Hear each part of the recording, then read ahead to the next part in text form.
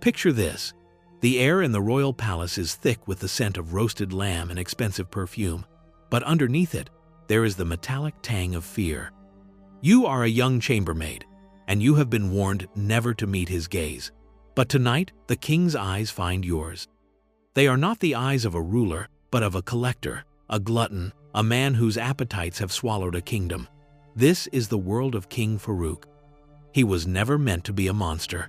Farouk, born in 1920, was the boy god of a nation yearning for a true Egyptian pharaoh, a symbolic break from decades of British puppetry. He was impossibly handsome, with a charming smile and eyes that promised a golden age. The weight of 10 million hopes was placed upon the shoulders of a boy who was, by all accounts, intelligent, sensitive, and eager to please. His father, King Fuad I, was a cold, calculating tyrant in his own right, a man who ruled his palace with the same iron fist he wished he could use on the British. Fuad saw his son not as a child to be nurtured, but as a political instrument, the centerpiece of his dynasty. The young prince's education was a bizarre cocktail of rigorous academic tutoring and suffocating isolation. He was forbidden from having friends his own age, his every interaction scripted and monitored. His tutors, a collection of European and Egyptian scholars, were instructed to instill in him a sense of divine right, but they were also pawns in his father's paranoid court. They were the first of the complicit system enforcers who would define Farouk's life, men who taught him of his own greatness, while simultaneously demonstrating the corrupting influence of absolute power. The boy learned his lessons all too well. He learned that his every whim would be indulged, his every tantrum soothed, his every desire met with fawning obedience. This environment, devoid of genuine human connection or consequence, was the perfect incubator for the pathologies that would later consume him. When his father died in 1936, 16-year-old Farouk ascended to the throne. Egypt erupted in celebration.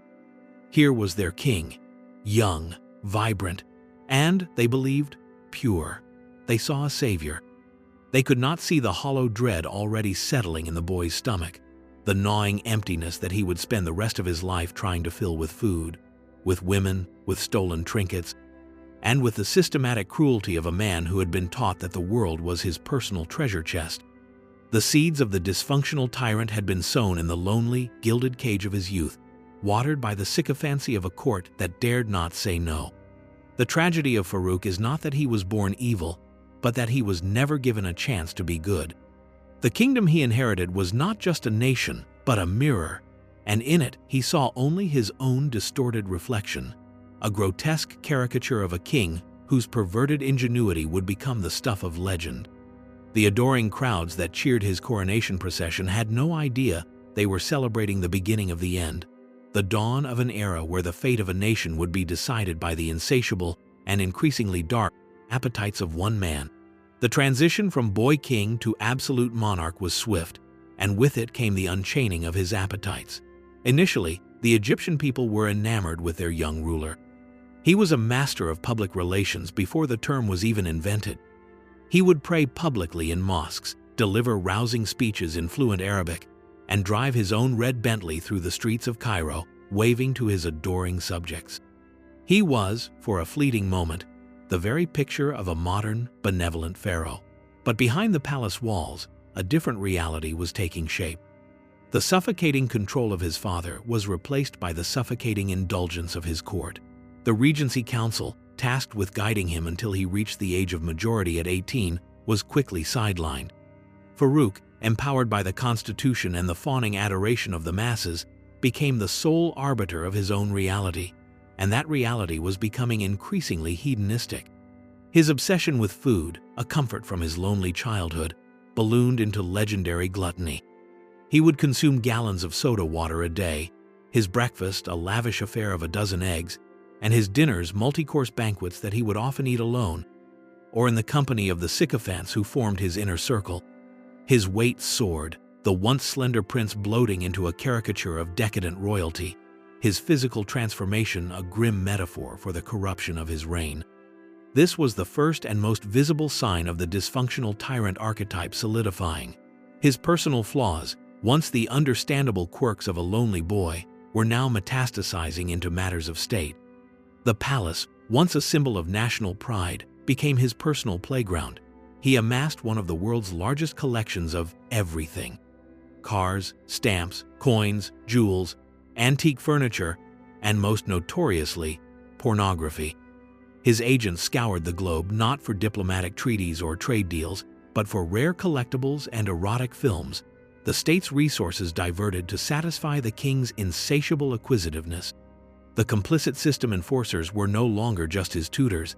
They were now his cabinet ministers, his generals, his diplomats.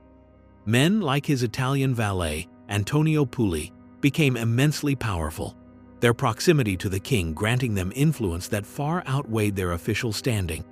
They were the gatekeepers to the king's favor, and they facilitated his every whim, no matter how bizarre or depraved.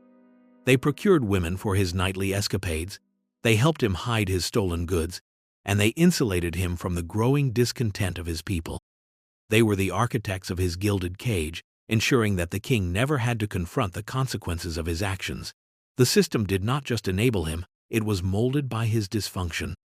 Government appointments were given to cronies who could amuse him, and foreign policy was often dictated by his personal pique. The line between the nation's treasury and the king's personal piggy bank blurred into non-existence, a perverted extension of the childhood lesson that everything he saw was his for the taking. The king's appetites were not limited to the material. His kleptomania, a compulsion that had begun with swiping small items from his classmates during a brief stint at a British military academy, escalated into a brazen and systematic plundering. He became a creature of the night, often driving his own car through Cairo after midnight, looking for opportunities. He would break into the homes of his own wealthy subjects, not for the value of the items, but for the thrill of the act itself. He was the king. He could have anything he wanted simply by asking, but the illicit acquisition was the point. It was a manifestation of his absolute power, a way of proving to himself that the rules of society, of morality, of law, did not apply to him. The most infamous example of this compulsion was the theft of a ceremonial sword from the coffin of the Shah of Iran's father, who was temporarily interred in Cairo. It was a diplomatic incident of staggering audacity, smoothed over by the frantic efforts of his ministers, the complicit enforcers who had to clean up the messes left in the wake of their monarch's psychological tics. Even more brazen was the theft of Winston Churchill's pocket watch during a dinner meeting. The British Prime Minister, a man not easily rattled, was left flabbergasted, a moment that perfectly encapsulated the bizarre reality of dealing with Farouk. He was not just a head of state, he was a dysfunctional personality, a walking, talking international incident. This kleptomania was intertwined with a growing sexual perversion that went far beyond mere promiscuity. His collection of pornography was not just a private hobby, it was an obsession that consumed his time and resources. He had a private theater in his palace, where he would watch his films for hours on end. His pursuit of women became predatory. He would use his power to coerce and intimidate, his gaze a thing of dread for the women of his court and beyond. He developed a bizarre fixation on virgins, and his agents were tasked with finding young, innocent girls to satisfy his desires. This was the point where the dysfunctional tyrant began to create his helpless victims. These were not the willing courtesans of a libertine king. They were young women trapped by a system that served the monarch's darkest impulses. Their stories are largely unwritten, whispers in the historical record, but their fear was a very real and very corrosive element of Farouk's reign. The psychological portrait that emerges is one of profound emptiness. The stolen objects, the endless meals, the succession of anonymous sexual partners, none of it could fill the void at the center of his being. His perversions were not sources of pleasure, but desperate, frantic attempts to feel something, anything, in a life of supreme privilege and supreme isolation. The cruelty was a byproduct of this desperation, the casual disregard for the humanity of others a symptom of his own lost humanity. The kingdom of Egypt was now being run by a man whose sexual dysfunction had metastasized into a political psychosis, a ruler whose most pressing concerns were not the welfare of his people, but the acquisition of the next forbidden object, the next illicit thrill. While the king's court devolved into a circus of indulgence and theft, the women of Egypt became unwilling participants in his twisted fantasy. The archetype of the helpless victim was not an abstract concept in Farouk's kingdom. It was a lived reality for countless young women. His gaze, once described as charming, had become predatory. At official functions, mothers would position themselves between their daughters and the king, a feudal human shield against the monarch's roving eye. If Farouk's interest was piqued, it was not a matter of courtship, it was a royal command.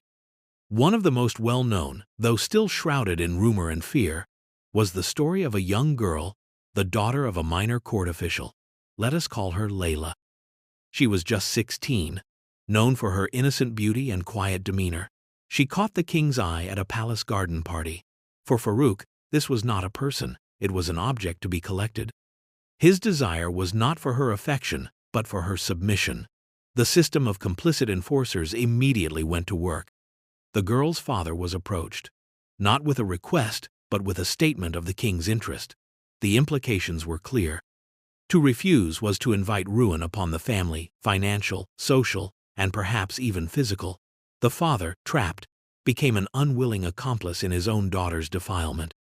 He was a man broken by the system, forced to choose between his honor and his family's survival. Layla was brought to one of Farouk's many secluded palaces, a beautiful prison from which there was no escape.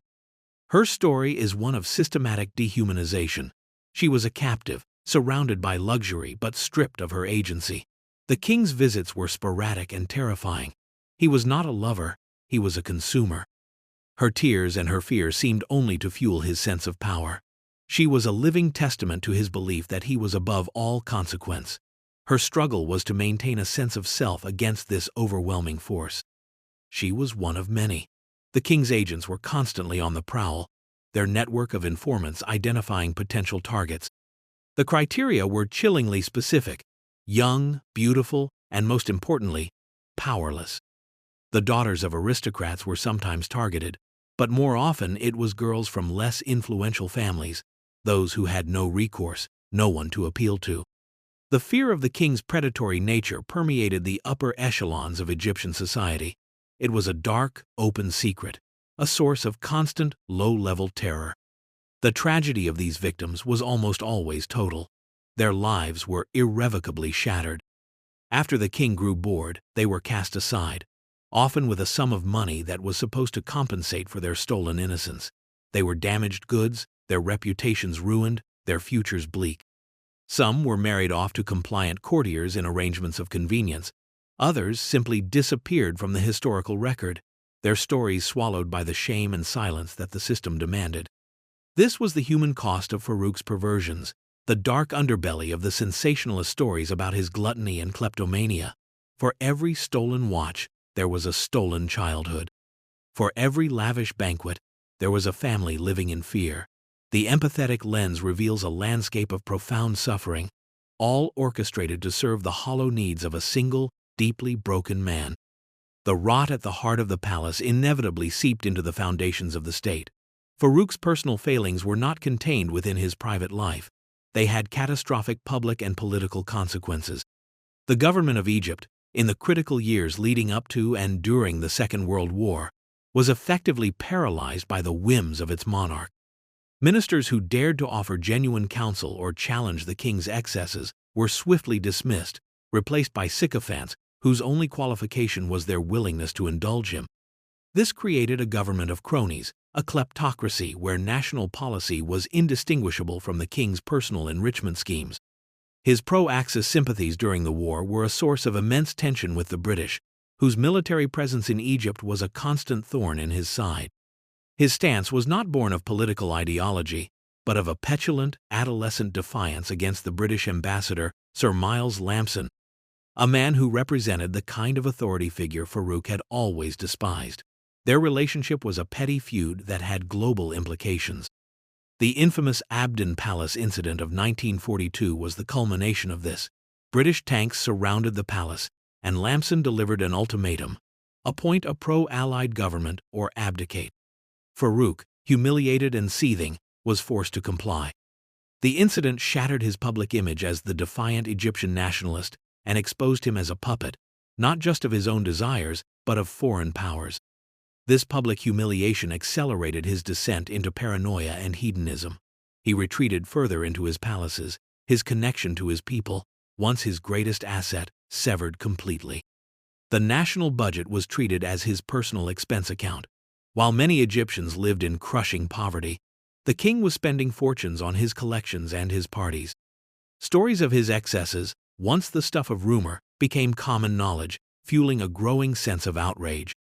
The disastrous 1948 Arab-Israeli War was perhaps the most damning indictment of his reign. The Egyptian army was ill-equipped and poorly led, its readiness compromised by corrupt arms deals sanctioned by the king's inner circle. The defeat was a national humiliation, and the blame was laid squarely at the feet of the king and his corrupt regime. It was the final nail in the coffin of his legitimacy. The young, handsome savior of 1936 was now seen as a bloated, corrupt, and incompetent tyrant, a man who had squandered Egypt's wealth and honor. The rise of nationalist sentiment, spearheaded by charismatic figures like Gamal Abdel Nasser and the Free Officers Movement, was a direct response to the vacuum of leadership and morality created by Farouk. They saw a nation being devoured by its king, and they positioned themselves as the only ones who could save it. Farouk's private perversions had become a matter of national security. His inability to control his appetites, his paranoia, and his detachment from reality had not just weakened the monarchy, it had created the very conditions for its destruction. The political consequences of his reign were not just a series of bad decisions, they were the inevitable result of a system where the health of the nation was secondary to the sickness of its king. In the final years, the kingdom became a pressure cooker. The defeat in 1948 had uncorked a furious wave of nationalism and anti-monarchist sentiment. The Free Officers Movement, a secret society of young, idealistic military men, led by Gamal Abdel Nasser, was gaining traction within the army, the very institution Farouk's family had created to protect its power. But the king, trapped in the echo chamber of his palaces, was oblivious to the scale of the threat. His world had shrunk to the size of his obsessions. He was now grotesquely obese, a prisoner of his own body, his days a monotonous cycle of eating, sleeping, and indulging his increasingly bizarre whims. The pacing of life in the palace was frantic yet stagnant, a whirlwind of parties and acquisitions that did nothing to mask the underlying sense of decay. He grew more paranoid, seeing conspiracies in every shadow. He trusted no one but the small circle of complicit enforcers who insulated him from reality, men whose own fortunes were tied to the king's continued reign. They fed him a steady diet of flattery and misinformation, assuring him of the people's unwavering love, even as the streets of Cairo simmered with revolutionary fervor. He spent his time rearranging his vast, useless collections, cataloging his stamps and coins while his kingdom was slipping through his fingers. He would stage elaborate practical jokes, his sense of humor having devolved into a form of casual cruelty. He once had the fire department flood a Cairo street simply to watch the chaos from his balcony, laughing as his subjects scrambled for safety. It was the act of a man so profoundly bored and disconnected from humanity that only the suffering of others could elicit a genuine emotional response. The political situation was deteriorating rapidly. A series of weak, short-lived governments failed to address the country's deep-seated problems of poverty and corruption. The king, rather than providing stability, was the primary source of instability, appointing and dismissing prime ministers on a whim. The final straw came on January 26, 1952, a day that would become known as Black Saturday. Following a deadly clash between British troops and Egyptian police, massive riots erupted in Cairo. Mobs, incited by nationalist anger, burned and looted symbols of Western and royal influence cinemas, department stores, and, most tellingly, the king's favorite nightclubs and bars. The city burned for hours, the smoke a black shroud over Farouk's reign. He watched the fires from his palace, reportedly with a strange detachment, as if watching one of his pornographic films. He was a spectator to the destruction of his own kingdom. The free officers saw their moment. The king was isolated, the government was in chaos, and the people were desperate for change. In the early hours of July 23, 1952, they launched their coup. It was remarkably bloodless. The army, disillusioned and loyal to the officers, met little resistance. Farouk, who had been relaxing at his summer palace in Alexandria, was surrounded. The dysfunctional tyrant, the man who believed himself to be a god, was now a prisoner. The end had come, not with a bang, but with the quiet, efficient execution of a plan that had been years in the making, born in the barracks and fueled by the disgust of a nation. The exile of a king is a story that should be steeped in tragedy and pathos. For Farouk, it was a grotesque continuation of the life he had already been living, merely stripped of its political power. When he boarded the royal yacht, the Marusa, to leave Egypt for the last time, he was allowed to take a vast collection of his personal belongings. The yacht was a floating treasure chest, laden with gold, jewels, and his precious collections. Even in defeat, his primary concern was his possessions. He sailed away from the country he had ruined, not with a sense of loss for his people or his throne, but with the anxiety of a hoarder forced to downsize. He settled in Europe, primarily in Italy and Monaco, and for a brief time the world watched, expecting to see a figure of fallen majesty. Instead, they saw a caricature. The deposed king became a fixture of the European playboy circuit, a man whose appetites, now unconstrained by even the thinnest veneer of royal duty, ran rampant. He continued to eat with the same suicidal abandon, his weight ballooning to over 300 pounds. He was a regular at the most expensive restaurants in Rome and on the French Riviera, where he would order gargantuan meals, often consuming enough for 5 or 6 people, all washed down with countless bottles of soda. His kleptomania also continued. He was a menace in the casinos and jewelry stores of Monte Carlo. His nimble fingers, a strange contrast to his bloated body, still capable of snatching a stranger's watch or a woman's necklace. He was arrested several times for shoplifting, minor humiliations that he seemed to shrug off.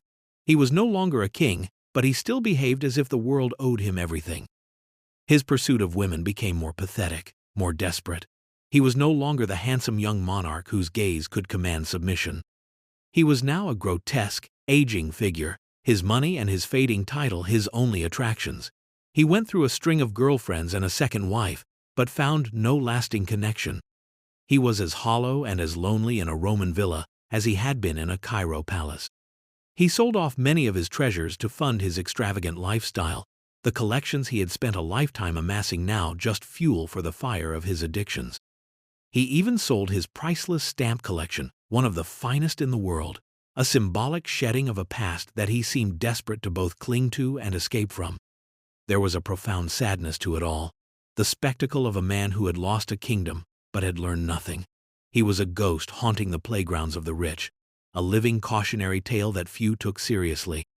He was seen as a joke, a punchline, the fat king of tabloid headlines. The world had moved on.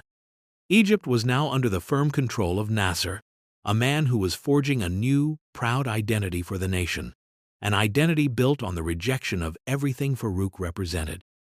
Farouk, in his European exile, was a relic, a man out of time. His continued existence, a bizarre, tragicomic epilogue to a reign of spectacular failure.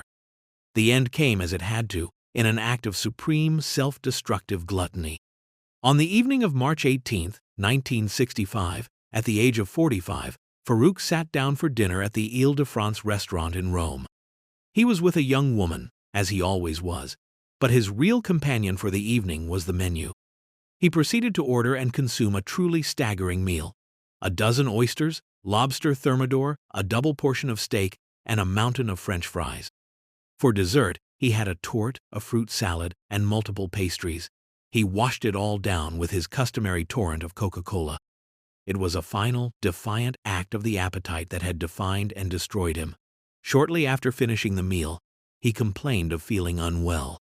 He collapsed at the table, his massive frame crashing to the floor. By the time the ambulance arrived, he was dead. The official cause of death was a massive heart attack, a predictable end for a man of his size and habits. But with Farouk, nothing was ever that simple. The circumstances of his death immediately sparked rumors and conspiracy theories. Had he been poisoned? His last words were reportedly, "There will be no autopsy." Was this a premonition, or a final command from a man who had always controlled his own narrative? The idea that he was assassinated by Nasser's intelligence agents gained traction. Nasser certainly had the motive. The deposed king, even as a pathetic figure in exile, remained a potential rallying point for royalist opposition. The theory suggested that a slow-acting, untraceable poison had been administered, designed to mimic the effects of a heart attack. There was no evidence, of course. An autopsy was never performed, respecting the supposed last wishes of the king. The mystery, like so much of Farouk's life, was left to fester, becoming part of his dark legend. Was he a victim of his own appetites? Or was he the final victim of the political forces he had unleashed? The truth is likely more mundane, but less satisfying. He was a man who had spent his entire life committing a slow, public suicide, and on that night in Rome, he had simply finished the job. His body was initially refused entry back into Egypt by Nasser's government. It was a final, posthumous humiliation. Only after the intervention of the Saudi royal family was he allowed to be returned, but not for a state funeral. He was buried quietly, almost secretly, at night, in the Al-Rifai Mosque in Cairo, alongside his father and other members of his dynasty. The man who had once been hailed as a god king was laid to rest like a common criminal, a final, somber note in a life that had been a cacophony of excess. The story of King Farouk is more than just a sensationalist tale of a gluttonous, perverted monarch. It is a profound and somber reflection on the nature of power and the fragility of the human soul. He was a man crushed by the weight of expectation, a boy king who was handed a kingdom before he had been taught how to be a man. His life was a perfect storm of personal flaws and historical circumstance.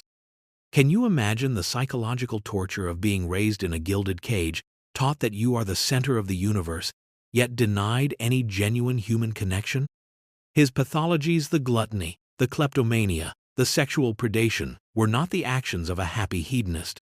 They were the desperate cries of a profoundly empty soul, a man who had everything and therefore valued nothing. The hollow dread that settled in his stomach as a boy became a black hole that he tried to fill with the world, but it was never enough. His reign stands as a stark testament to the fact that the personal flaws of a leader are never truly private. His dysfunction metastasized, infecting his court, his government, and his nation. The complicit system enforcers who surrounded him, the men who chose ambition and self-preservation over integrity, were not just enabling a flawed man, they were co-conspirators in the ruin of a country. They demonstrate a timeless and terrifying truth. Evil often triumphs not through force, but through the quiet, cumulative cowardice of ordinary people. And then there are the helpless victims, the forgotten casualties of his reign. The young women whose lives were shattered, the soldiers sent to a pointless war, the millions of Egyptians whose hopes for a golden age curdled into a long nightmare of corruption and national humiliation. Their suffering is the true measure of his legacy. Farouk's story is a Greek tragedy played out on the world stage, a tale of a man who was given the world and, in the end, had only himself to blame for losing it. He was the last king of a dynasty that stretched back to Muhammad Ali, and his spectacular failure paved the way for a new, more brutal form of authoritarianism in the Middle East. He is a cautionary tale, a historical lesson written in the lurid language of tabloid headlines. He shows us that unchecked power, when wielded by a broken personality, does not just corrupt, it consumes. It devours the individual, and then it devours the nation, leaving behind only a legacy of waste, regret, and the somber philosophical question of what might have been. What if the boy had been allowed to have a friend? What if the king had been told no just once? We will never know. We are left only with the story, a dark, unsettling, and deeply human drama that still echoes through the corridors of history. The final chapter of Farouk's story did not end with his quiet burial. His legacy, like a persistent ghost, continued to haunt Egypt.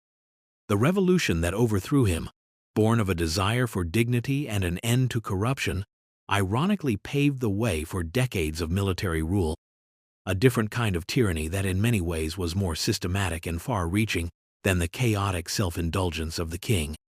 The free officers, who saw themselves as saviors, became the new masters, and the dream of a truly free and democratic Egypt remained just that, a dream. Farouk became a convenient scapegoat, the personification of all the evils of the old regime. His legendary excesses were used by the new government as a constant justification for their own power.